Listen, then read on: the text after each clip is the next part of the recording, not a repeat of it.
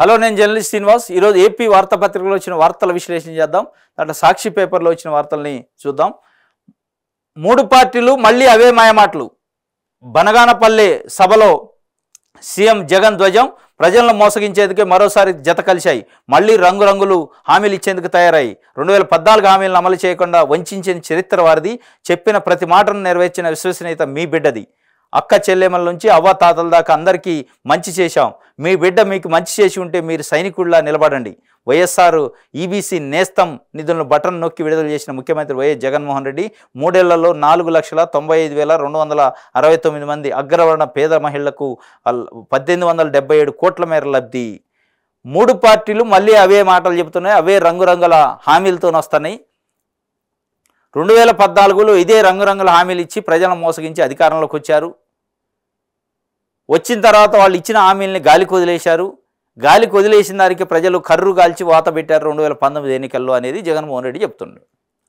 ముఖ్యమంత్రి 2014లో ఇదే జనసేన, ఇదే బీజేపీ, ఇదే టీడీపీ రంగురంగుల హామీలు ఇచ్చి ప్రజలను నమ్మించి మోసగించి అధికారంలోకి వచ్చిన తర్వాత రైతు రుణమాఫీ కానీ ఇంకా చాలా విషయాలలో మోసం చేశారు. డ్వాక్రా మహిళల లోన్ల విషయంలో మోసం చేసిన దాన్ని ప్రజలు గుర్తించి 2019లో కర్రుగాల్చి టీడీపీ కోత పెట్టారు. మళ్ళీ అదే హామీలతో మళ్ళీ అదే మూడు పార్టీలు అట్లాంటి మోసపూరితమైన హామీలతో వస్తాయి, జాగ్రత్త తస్మత్ అని చెప్పి ప్రజలకి చెప్తున్న పరిస్థితి. చెప్పిన ప్రతి మాటను నెరవేర్చిన విశ్వసనీయత మీ బిడ్డది. అంటే చెప్పిన ప్రతి మాటను నెరవేర్చిన మీ బిడ్డ జగన్మోహన్ రెడ్డిది. మీరు అది అక్క చెల్లెమ్మల నుంచి అవ్వతాతల దాకా అందరికీ మంచి చేశాం. మీ బిడ్డ మీకు మంచి చేసి ఉంటే మీరు సైనికుల్లా నిలబడండి నా పక్షాన అన్నాడు. స్పష్టంగా చెప్తున్నాయన. నేను మీకు మంచి చేసినా అనుకుంటే నా పక్కన నిలబడండి, మంచి చేయలేదు అనుకుంటే నిలబడద్దు. అంటే అది ఒక రకంగా రాజకీయాల్లో ధైర్యం ఉండాలి. నేను మంచి చేసినా అనుకుంటేనే నాకు ఓటేయండి, లేకపోతే వేయొద్దు అనే ధైర్యంగా చెప్పగలిగే సత్తా, దమ్ము, ధైర్యం అంటే అది కొంత చేస్తే తప్ప రాదు. నిజంగానే విశ్వసనీయంగా చెప్పిన మాట ప్రకారం పనులు చేస్తేనే ఆ మాట అనగలుగుతారు అనేది ఇలా ఏపీలో ప్రజలు అనుకుంటున్న పరిస్థితి. అదే పద్ధతిలో వైఎస్ఆర్ ఈబీసీ నేస్తం నిధులను బటన్ నొక్కి ప్రారంభించిండట. ఇంకోటి, శ్రీబాగ్ ఒడంబడిక ప్రకారమే సీమలో హైకోర్టు. అది రాయలసీమ కర్నూలు వాసుల కోరిక 87 ఏళ్లుగా కలగానే మిగిలిపోయింది. సాకారం కోసమే పాలనా వికేంద్రీకరణకు శ్రీకారం. కర్నూలు జిల్లాలో జాతీయ న్యాయ విశ్వవిద్యాలయానికి భూమి పూజ చేసిన సీఎం జగన్. 150 ఎకరాల విస్తీర్ణంలో 1000 కోట్ల పై వ్యయంతో నిర్మాణం. హైకోర్టు భవనాన్ని సైతం అక్కడే నెలకొల్పేలా సదుపాయాలు. త్వరలోనే మరిన్ని ట్రిబ్యునల్స్ కర్నూలుకు తరలింపు. శ్రీబాగ్ ఒడంబడిక ప్రకారం సీమలో హైకోర్టు అంటే ఏదైతే మద్రాసు నుంచి ఏపీ ఇడిపోయేటప్పుడు, ఆంధ్ర ఇడిపోయేటప్పుడు శ్రీబాగ్ ఒప్పందం జరిగింది. దాంట్లో ప్రధానంగా రాజధాని ఎక్కడ ఉండాలి అనే సమస్య వచ్చినప్పుడు కర్నూలులో హైకోర్టు ఉండాలి, కర్నూలు రాజధానిగా ఉండాలని అప్పట్లో ఉంది. శ్రీబాగ్ ఒప్పందం ప్రకారం కర్నూలులో రాజధాని ఉండాలి అనేది అప్పుడు ఉంది, కానీ రాజధాని అందులో పెట్టలేదు. కాబట్టి ఇప్పుడు అక్కడ హైకోర్టు నిర్మాణం చేపడుతున్నాం. 150 ఎకరాల విస్తీర్ణంలో 1000 కోట్ల వ్యయంతోనే అక్కడ జాతీయ న్యాయ విశ్వవిద్యాలయం, అదేవిధంగా దాంట్లోనే హైకోర్టు ప్రెమిసెస్ కూడా వచ్చే విధంగా శంకుస్థాపన చేశారు నిన్న. ఇది ఒక వార్తగా సాక్షి పేపర్ ఇచ్చింది. ఇంకోటి, బగ్గుమన్న పొత్తుబంధం. టీడీపీ రెండో జాబితా ప్రకటన వెలువడగానే రాష్ట్ర వ్యాప్తంగా దుమారం. జనసేన బీజేపీలకు సీట్ల కేటాయింపై సర్వత్రా ఆగ్రహావేశాలు. బగ్గుమన్న విభేదాలు, రోడ్డుకెక్కిన అసమ్మతి. పోటాపోటీగా టీడీపీ జనసేన నాయకుల నిరసన జ్వాలలు. పిఠాపురం నుంచి పవన్ బరిలోకి దిగుతానన్న 10 నిమిషాలకే రచ్చరచ్చ. టీడీపీకి గండి బాబ్జీ రాజీనామా. భాష్యం ప్రవీణ్కి సీటు కేటాయించడంతో నిరాశలో కొమ్మాలపాటి. బోడే ప్రసాద్కు సీట్ లేదని తేల్చి చెప్పిన అధిష్టానం. మొక్కుమ్మడిగా రాజీనామాలు చేస్తామన్న బోడే మద్దతుదారులు. రంపచోడవరంలో శిరీషకు టికెట్ ఇవ్వడంపై నిరసన సెగలు. కోజ్గిలో నిరసన తెలిపిన తిక్కారెడ్డి అనుచరులు. తిరుపతిలో అరణ్యకి వ్యతిరేకంగా నగరంలో ఫ్లెక్సీలు. కొవ్వూరులో ముప్పిడి ఫ్లెక్సీలు చింపేసిన జవహర్ వర్గీయులు. మొత్తం మీద బగ్గుమన్న పొత్తుబంధం అట. ఇది అంటది. ఎందుకంటే కింది స్థాయిలో, అంటే మనం ఫస్ట్ నుంచి చర్చించేది, కింది స్థాయిలో టీడీపీ కార్యకర్తలు కానీ, అటు జనసేన కానీ, బీజేపీ కార్యకర్తలకి ఇష్టం ఉండి జరిగిన పొత్తు కాదు. ఎక్కడ కార్యకర్తలే కాదు, నాయకత్వం, టీడీపీ పొలిట్ బ్యూరో కానీ, అటు బీజేపీ రాష్ట్ర నాయకత్వం కాదు, కూర్చొని డిస్కస్ చేసి మనం పొత్తు పెట్టుకోవాలో లేదని ఎప్పుడు కూడా చర్చించలే. డైరెక్ట్ ఢిల్లీ పోయి అక్కడ నుంచి పెట్టుకొని వచ్చి దాన్ని ప్రజల మీద, కార్యకర్తల మీద రుద్దాలని చూస్తే మరి బగ్గుమన్న పొత్తు ఏమంటది? అట్లే అంటది బగ్గుమన్న పొత్తుబంధం. ఇది బగ్గుమంటది. ఎలక్షన్లో కూడా బగ్గుమంటది. నాకు తెలిసి ఎలక్షన్లో కూడా బగ్గుమంటది. ఇటోడు అటు ఓటేసే పరిస్థితి లేదు, అటోడు ఇటు ఓటేసే పరిస్థితి ఉండదు. ట్రాన్స్ఫరే కావు ఓట్లు. ఎందుకంటే నిజంగానే తెలుగుదేశం పార్టీలకు ఇష్టం ఉండి పొత్తు పెట్టుకుంటే తెలుగుదేశం పార్టీ ఓటు జనసేనకి బీజేపీకి ట్రాన్స్ఫర్ అయింది. ఎందుకంటే మేజర్ షేర్ ఇప్పుడు టీడీపీ ఓటే ఉంటుంది, 39% ఓట్లు ఉన్నాయి, బీజేపీకి 1% ఉన్నాయి. వాళ్ళకి ట్రాన్స్ఫర్ అయ్యేది అయితేనేమో లాభం, అవ్వపోయినా వాళ్ళకి నష్టం లేదు, ఎందుకంటే వాళ్ళకున్న ఓట్లే తక్కువ కాబట్టి. ఇది బగ్గుమన్న వివాదాలు, రోడ్డుకి ఎక్కిన అసమ్మతులు ఈ చాలా అయితే. ఎందుకంటే తెలుగుదేశం పార్టీని నమ్ముకొని వాళ్ళు ఆ పార్టీ కోసం కమిట్మెంట్గా ఉండి కేసులు మోసి ఉద్యమాలు చేసి అనేకం చేశాక ఆ సీట్ను బీజేపీకి ఇస్తా జనసేనకి ఇస్తా అంటే ఎవడుకుంటాడు? వాళ్ళు కూడా పదవుల కోసమే పనిచేసేది ఎవడైనా. కాబట్టి బగ్గు అంటది. ఎందుకంటే కార్యకర్తల అభిష్టం మేరకు జరగల పొత్తు, నాయకుల అభిష్టం మేరకి తెలుగుదేశం పార్టీ బీజేపీతోని జనసేనతో పొత్తు పెట్టుకోలేదు. కాబట్టి ఈ బగ్గునంటే రేపు పోలింగ్లో కూడా ఈ యొక్క పరిణామాలు చాలా స్పష్టంగా కనపడతాయి, దీని యొక్క ఫలితాలు స్పష్టంగా కనపడతాయి పోలింగ్లో. ఎందుకంటే ఇష్టం లేని పొత్తు కాబట్టి అట్లా ఇష్టం లేనట్టే ఉంటుంది. టీడీపీ మరో 34 సీట్లకి అభ్యర్థులను జాబితాను విడుదల చేసిందట. దానికి సంబంధించి ఈ బగ్గు అన్నయ్యని అసలే గుడ్డి, ఆపై చంద్రబాబు పొరలు, ఉద్యోగాల కల్పనలో జగన్ సర్కారు మోసం చేసిందంటూ రామోజీ అక్కసు రాతలు. కోటి దాటి గ్రామ వార్డు సచివాలయాలకు వెళితే అక్కడ ఉద్యోగాల విప్లవం కనిపిస్తుంది. ప్రతి గ్రామ వార్డు సచివాలయాల్లో 10 నుంచి 11 మంది శాశ్వత ఉద్యోగులు. అధికారంలోకి వచ్చిన 4 నెలల్లోనే కొత్తగా 1,25,000 ఉద్యోగాల సృష్టి, భర్తీ. దేశంలో అత్యధిక ఉద్యోగాల అవకాశాలు కల్పిస్తున్న రాష్ట్రాల్లో ఏపీది 4వ స్థానం. వైద్య ఆరోగ్య శాఖలో ఏకంగా 53,466 ఉద్యోగాల భర్తీ. కాంట్రాక్ట్ ఉద్యోగులను రెగ్యులర్ చేసిన సీఎం జగన్ 2022-23లో 1,20,000 మందికి క్యాంపస్ ఉద్యోగాలు. అసలే గుడ్డిది, ఆపై చంద్రబాబు పొరల గమని రామోజీరావుకి. అందుకే ఇక్కడ ఉద్యోగాల కల్పన జరగట్లేదు. అధికారంలోకి వచ్చిన 4 నెలల్లోనే 1,25,000 ఉద్యోగాలు రెగ్యులర్ ఉద్యోగాలు ఇచ్చినాం. నువ్వు ఆ కోట దాటి గ్రామాలలోకి వెళ్తే గ్రామ సచివాలయాల్లో ఒక్కొక్క సచివాలయంలో 10 నుంచి 15 మంది రెగ్యులర్ ఉద్యోగులు ఉన్నారు. అట్లా లక్షల మంది ఉద్యోగాలు నింపినాం, అది నీకు కనిపించట్లేదు. రాతలు రాయొద్దు అని చెప్పి సాక్షి పేపర్ ఒక వార్త ఈనాడు పేపర్ను ఉద్దేశించి రాసింది. ఇది సాక్షికి సంబంధించి. ఆంధ్రప్రభ చూద్దాం. పిఠాపురం నుంచే పోటీ, ఎంపీగా పోటీ సంగతి త్వరలోనే చెప్తా పవన్ కళ్యాణ్ చెప్పిండు. పిఠాపురం నుంచి పోటీ చేస్తాడట అసెంబ్లీకి, అది నిన్న అనౌన్స్ చేసిండు. అనౌన్స్ చేసిన తర్వాతనే అక్కడ ఉన్న పిఠాపురం అభ్యర్థి టీడీపీ అభ్యర్థి వర్గీయులు పెద్ద ఎత్తున నిరసన అసంతృప్తి వ్యక్తం చేశారు. ఫ్లెక్సీలు కాలబెట్టారు, దిష్టి బొమ్మలు కాలబెట్టారు.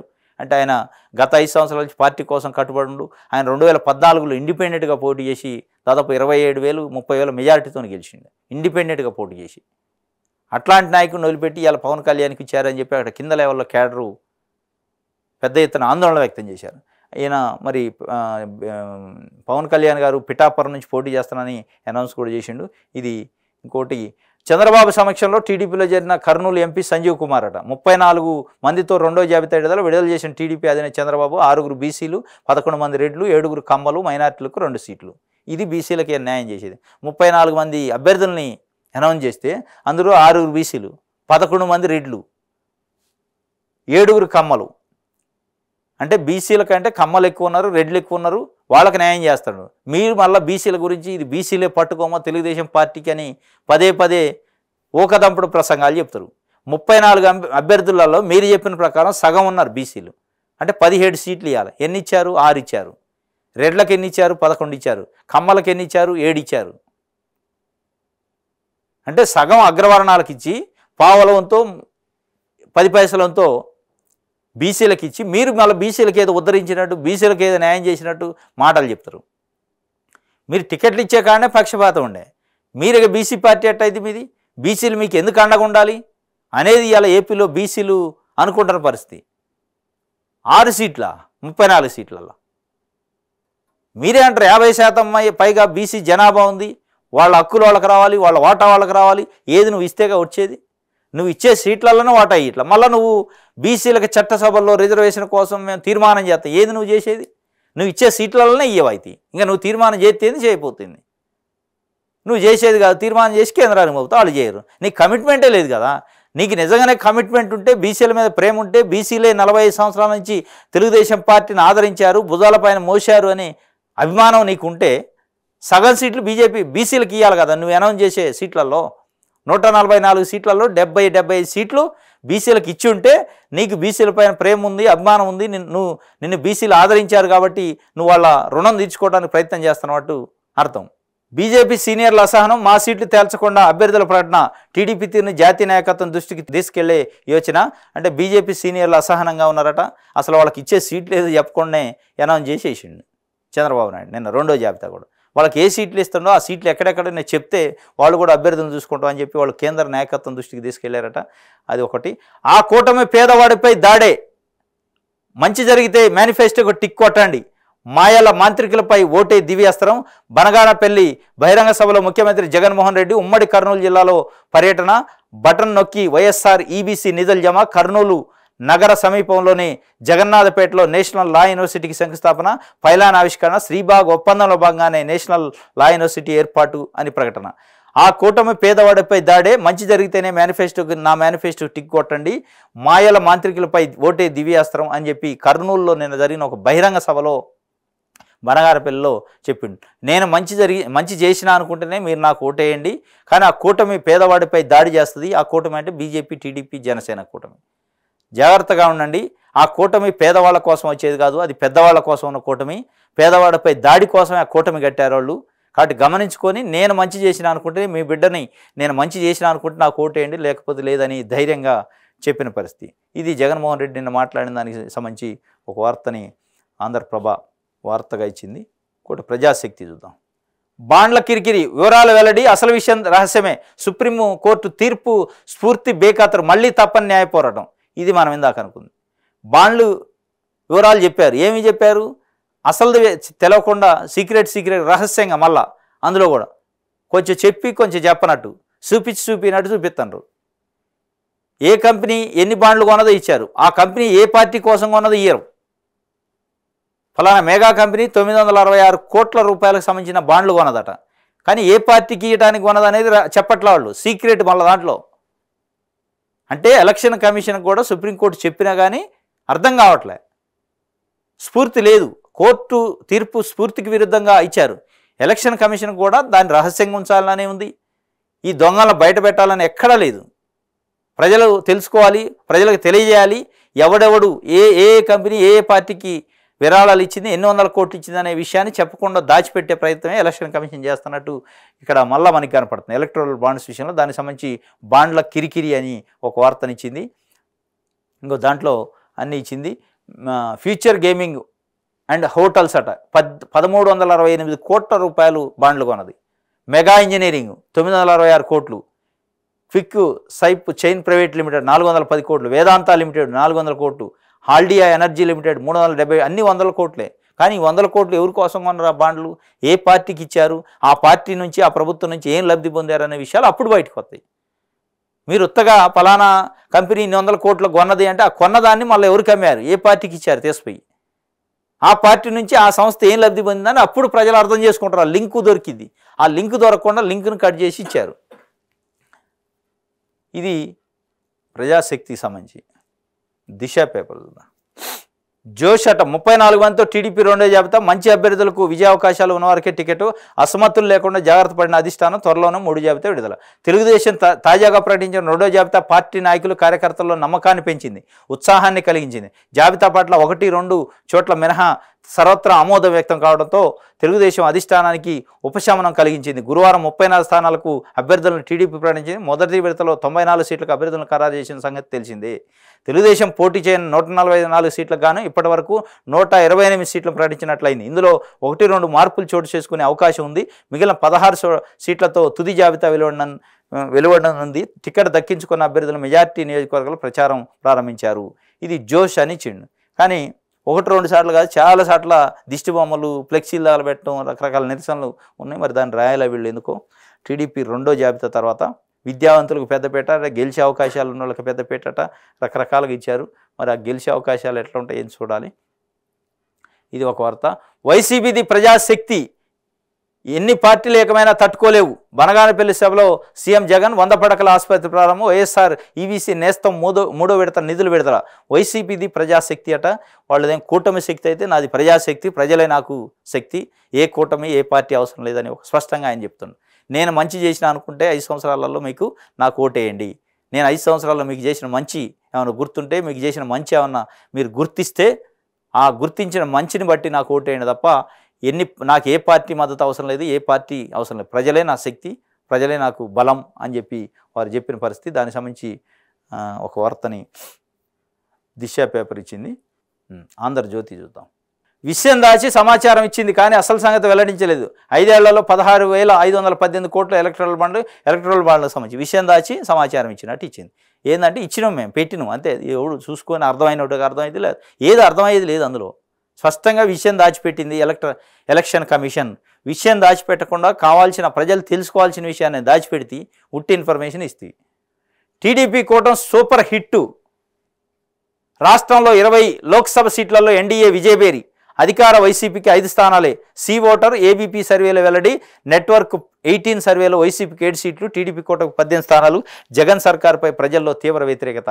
టీడీపీ కూటమి సూపర్ హిట్ అట. టీడీపీ హిట్ కాదు, టీడీపీ కూటమి హిట్. అంటే 1% లేని బీజేపీ కూటమిలో కలిసినందువల్ల సూపర్ హిట్ అయింది. ఇది సినిమా కాదురా నాయన సూపర్ హిట్లు కావటానికి. మొన్న ఇక్కడ చూసిన హిట్ కాంబినేషన్ అట. హిట్ కాంబినేషన్ 2014లో గెలిచింది. ఇది సినిమా హిట్ అయిన కాంబినేషను. హీరోయిన్ అప్పట్లో ఒక సినిమాలో హిట్ అయ్యారు, మళ్ళీ ఈ సినిమాలో ఇది సినిమా కాదు హిట్ కావటానికి. ప్రజలు ఆదరించాలి, ప్రజలు అభిమానించాలి తప్ప 4 పార్టీలు పొత్తు పెట్టుకున్నాయి కాబట్టి హిట్ అయిద్దని చెప్తే ఇగో ఆంధ్రజ్యోతి ఇట్లా చేసే తెలుగుదేశం పార్టీని మళ్ళా ఆగం పట్టించే కార్యక్రమం చేస్తుంది. వీళ్ళు ఇది చూస్తారు, అయిపోయింది తెలుగుదేశంకి వెళ్తుందని ఎవడు పట్టించుకోడు, మళ్ళా పతనం చేస్తారు వాళ్ళు. ఇది టీడీపీ కూటమి సూపర్ హిట్ అని ఒక వార్తనిచ్చింది. పట్టున్న వారికే పట్టం. జనాదరణ ఉన్న నేతలకే టీడీపీ టికెట్లు. మైనార్టీలకు మరో 2 సీట్లు. వైసీపీ నుంచి వచ్చిన ఆనం ఆదిమూలానికి సీటు. జనసేన బీజేపీ పొత్తులో భాగంగా 144 స్థానాల్లో పోటీ చేయనున్నట్టు. జనాదరణ ఉన్న నేతలకే టీడీపీ టికెట్లు. జనాదరణ ఉన్న నేతలకి ఇచ్చిందారు టికెట్లు. అంటే ఎవడైనా టికెట్ ఎవరికైనా మిస్ అయితే నీకు జనాదరణ లేదురా అని నిన్ను పక్కన పెట్టినని చెప్పటం. జనాదరణ ఉన్న నేతలకు టికెట్ ఇచ్చి అసలు జనం లేని పార్టీతో పొత్తు పెట్టుకున్నావుగా అనేది ఇవాళ తెలుగుదేశం పార్టీ కార్యకర్తలు, అసలైన తెలుగుదేశం పార్టీ కార్యకర్తలు నిలదీసేది. మాకు టికెట్ ఏం జనాదరణ లేదని పక్కన పెట్టిను, ఏ బీజేపీకి ఏ జనాదరణ ఉంది, ఎన్ని % ఓట్లు ఉన్నాయని బీజేపీతో పొత్తు పెట్టుకున్నావు, వాళ్ళ పొత్తు కోసం మమ్మల్ని త్యాగం చేయమంటున్నావు, నీ స్వార్థం కోసం అని తెలుగుదేశం పార్టీ కార్యకర్తలు ఇవాళ చర్చిస్తున్నారు. 1% ఓట్లు లేని వాళ్ళు ఎట్లా ప్రజాదరణ ఉన్నట్టు?